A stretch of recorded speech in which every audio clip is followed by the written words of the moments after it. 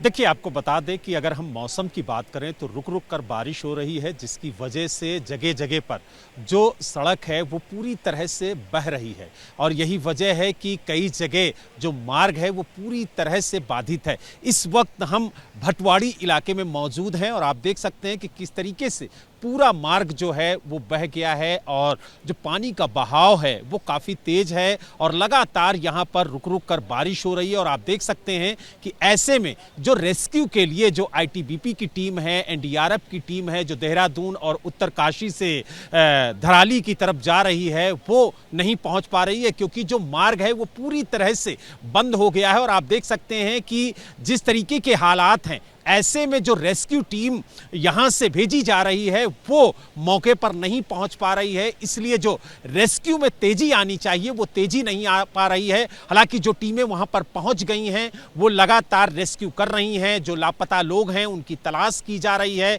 लगभग 150 लोगों को रेस्क्यू करके राहत कैंप में लाया गया है, जहां पर उन्हें प्राथमिक उपचार दिया जा रहा है, उन्हें खाद्य सामग्री दी जा रही है। जो प्रशासन की तरफ से जानकारी दी गई है उसके मुताबिक अब तक 4 लोगों की मौत होने की पुष्टि की गई है। करीब 50 से ज्यादा लोग अभी भी लापता हैं। सेना के कुछ जवान भी लापता हैं क्योंकि हरसिल में सेना का कैंप था, वहां पर भी पानी इतना ज्यादा है कि सेना का कैंप पूरी तरह से बह गया है। और यही वजह है कि चाहे वो सेना के जवान हो, चाहे एनडीआरएफ की टीम हो, चाहे एसडीआरएफ की टीम हो, वो लगातार राहत बचाव के कार्य में जुटी हुई है। रेस्क्यू लगातार जारी है और टीमें भेजी जा रही हैं ताकि जो रेस्क्यू है उसमें तेजी लाई जा सके। लेकिन जिस तरीके से जगह जगह पर रोडें धंस गई हैं, रोड बह गई है, उसकी वजह से जो टीमें हैं वो धराली नहीं पहुंच पा रही हैं। और ये सीधी तस्वीरें हम भटवाड़ी से आपको दिखा रहे हैं कि किस तरीके से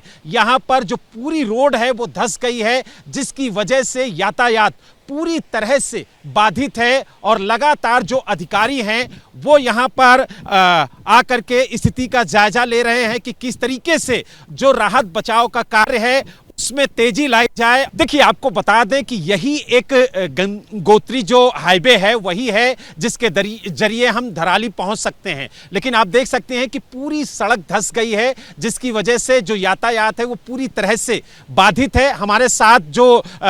भटवाड़ी के डीएफओ हैं वो भी मौजूद हैं, हम उनसे बात करेंगे बलूनी जी से और जानेंगे कि आखिरकार कोई और मार्ग है जिसके जरिए हम धराली पहुंच सकें और जो रेस्क्यू टीम, चाहे वो आईटीबीपी के जवान हो, चाहे एनडीआरएफ के जवान हो, जो यहां पर फंसे हुए हैं, वो कैसे वहां मौके पर पहुंचे ताकि जो रेस्क्यू है वो तेज हो सके, जो लापता लोग हैं उनकी तलाश हो सके।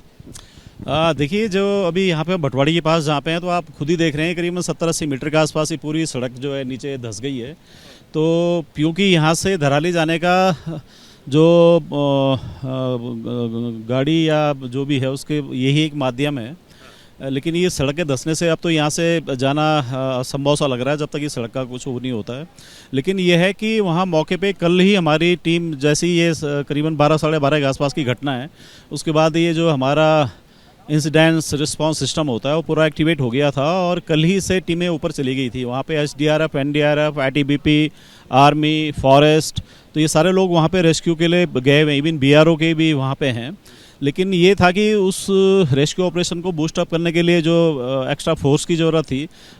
तो वो अभी हम लोग जैसे जा ही रहे थे कल, तो इसलिए कुछ लोगों को नीचे रख दिया गया था कि वहाँ पे जो हरसिल पे झील बनी हुई, अगर रात वो टूट गई तो जो नदी किनारे के लोग हैं उनको खाली करवाना था कि कोई आगे और कोई दुर्घटना घटे। लेकिन ये था कि आज था कि हमें जाना था, आज माननीय मुख्यमंत्री जी का भी कार्यक्रम था वहाँ पे आने का, तो इसलिए भी हम लोग निकल रहे थे। लेकिन अब जिस तरह से ये यहाँ पे भी टूटी हुई है और आगे भी बता रहे हैं कई जगह पे इस तरह से रोड साफ हो रखी है, तो अभी तो ऑन रोड जाने का कोई यहाँ पे संभावना दिख नहीं रही है। अब इसको खोलने में बीआरओ कितना कर पाएंगे, आप यहाँ पे देख ही रहे होंगे, अगर इसके अपहिल साइड पे यदि कटिंग भी करते हैं तो ये पूरा ऐसा है कि और नीचे आ सकता है। ये पहले भी यहाँ पे गैबियोनिक स्ट्रक्चर आप देख रहे हैं, इसको रोकने के लिए बनाए हुए हैं, तो अगर इसमें छेड़छाड़ करेंगे तो कह नहीं सकते। तो अभी तो कुछ कहने की स्थिति नहीं है कि रोड कैसे खुलेगी और आगे कैसे जाया जाएगा। बिल्कुल, बहुत ही जिस तरीके की तस्वीरें देखने को मिल रही हैं बड़ी मुश्किल घड़ी है और ऐसे में रेस्क्यू करना बेहद मुश्किल है, बड़ी चुनौती है सेना के जवानों के लिए, एनडीआरएफ के जवानों के लिए, जो एसडीआरएफ के जवान हैं जो लगातार रेस्क्यू में जुटे हुए हैं उनके लिए भी एक बड़ी चुनौती है। लेकिन अब तक कितने लोगों की मौत हुई है, क्या कोई जानकारी मिली, कितने लोग लापता हैं और ये जो सड़क मार्ग है कब तक ठीक होगा, कब तक और टीमें वहां पर पहुंचेंगी ताकि जो रेस्क्यू का कार्य है वो तेजी से किया जा सके?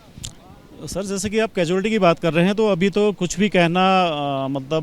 मुश्किल है कि क्या हुआ होगा। कल जैसा कि बताया जा रहा था कि धराली गांव में कुछ पूजा वूजा का भी वो था, काफ़ी लोग थे, लेकिन वहाँ पे अभी आईटीबीपी का जो कोपांग में जिन लोगों को रेस्क्यू करके रखा गया है वो मोस्टली वो गांव के लोग लग रहे हैं। तो ऐसी उम्मीद लग रही है कि अधिकतर लोग जो थे वो पूजा में थे तो वो उस से शायद बच गए हों, लेकिन अभी कुछ भी कहना मतलब जल्दबाजी होगी। ये तो अब जब लोग आएंगे, कौन लोग मिसिंग हैं, उनकी रिपोर्ट दर्ज कराएंगे, तब उस आधार पे आकलन कर पाएंगे कि एक्चुअल कितनी कैजुअलिटी हुई है। लेकिन जो फुटेज कल के आप लोगों ने भी देखे होंगे उसमें तो दिख रहा था कि बहुत से कुछ लोग हैं जो उसके एकदम उसकी जर्द में आ गए थे। जो लोग टूरिस्ट अगर कोई उन होटल रिजॉर्ट्स में रुके हुए थे या दुकानदार थे या कोई जो मार्केट में थे, तो क्योंकि किसी को मौका नहीं मिला और ऑल ऑफ सडन जिस तरह से वो पूरा पानी मर्ड वो सब आया, तो बट अभी कितनी कैजुअलिटी होगी वो मतलब उसका ठीक ठीक आकलन नहीं किया जा सकता है। बताया ये भी जा रहा है कि 50 से ज़्यादा लोग लापता हैं। जो हरसिल में सेना का कैंप था वो भी पूरी तरीके से बह गया है, कुछ जवान भी लापता हैं, उनकी भी तलाश की जा रही है। लगातार जो सेना की टीम है, जो एनडीआरएफ की टीम है, जो एसडीआरएफ की टीम है, जो आईटीबीपी के जवान हैं वो रेस्क्यू कार्य में जुटे हुए हैं। लेकिन और टीमें भेजी जा रही थी, लेकिन जिस तरीके से जगह जगह पर रोड धंस गई है, रोड बह गई है, उसकी वजह से जो यातायात बाधित हो रहा है उससे टीमें नहीं पहुंच पा रही हैं और जो तेजी आनी चाहिए रेस्क्यू में वो नहीं आ पा रही है। हाँ, ये तो पहाड़ी क्षेत्रों में जब आपदाएं आती हैं तो इस तरह की समस्याओं से तो सामना करना ही पड़ता है। कल जो क्लाउड बर्स्ट हुए थे 3 स्पॉट पे बताए जा रहे थे। एक तो धराली के ऊपर ये श्रीखंड एक वो है, उसके नीचे कहीं ये क्लाउड बर्स्ट हुआ था। दूसरा हरसिल पे भी एक क्लाउड बर्स्ट हुआ है जिसमें कि जो कंटोनमेंट एरिया था वहाँ पे भी पानी गया है और वहाँ पे भी कल से बता रहे हैं कि कुछ जवान मिसिंग हैं, बट उनके बारे में एक्चुअल अभी यहाँ पे तो मैं कुछ नहीं बता पाऊँगा। तो उनके आर्मी ऑफिसर ये रोल कॉल के बाद बता पाएंगे क्योंकि कितने लोग मिसिंग हैं। बाकी ये है कि कल जैसे मैंने आपको बताया कि कल ही से पूरा आरएस सिस्टम एक्टिवेट हो गया था और वहाँ पे हमारी टीमें कल ही को मूव कर गई थी। वहाँ पे आईटीबीपी की हमारे पास फोर्स है, आर्मी है, बीआरओ है, हमारे फॉरेस्ट के लोग हैं, तो रेस्क्यू ऑपरेशन तो चालू है। बट उसको बूस्ट अप करने के लिए जो एक्स्ट्रा फोर्स की ज़रूरत थी तो उनको इस तरह की समस्याओं से दो चार होना पड़ रहा है। अभी कुछ नहीं कहा जा सकता है कब तक खुलेगा, कैसे आगे वो होगा, बट चूँकि प्रशासन पूरी तरह से सतर्क है और हर तरह की स्टेट गवर्नमेंट इवन केंद्र सरकार हर तरह की सहायता यहाँ पे दी जा रही है, तो हमें उम्मीद है कि जल्दी ये सब कुछ खुलेगा और प्रॉपर। एक आखिरी सवाल, ये मार्ग जो है कब तक ठीक होगा, कब तक जो यहाँ पर आईटीबीपी के जवान हैं, जो एनडीआरएफ के जवान हैं वो मौके पर पहुँच पाएंगे? अभी तो कुछ भी कहना कह नहीं सकते कि कब तक खुल पाएगा, बट ये उम्मीद कर रहे हैं कि जिस तरह से आपदा है और इसमें रेस्क्यू करना है तो जल्दी से जल्दी हमें उम्मीद है कि ये खुल जाएगी। तो आपने देखा हमारे साथ जो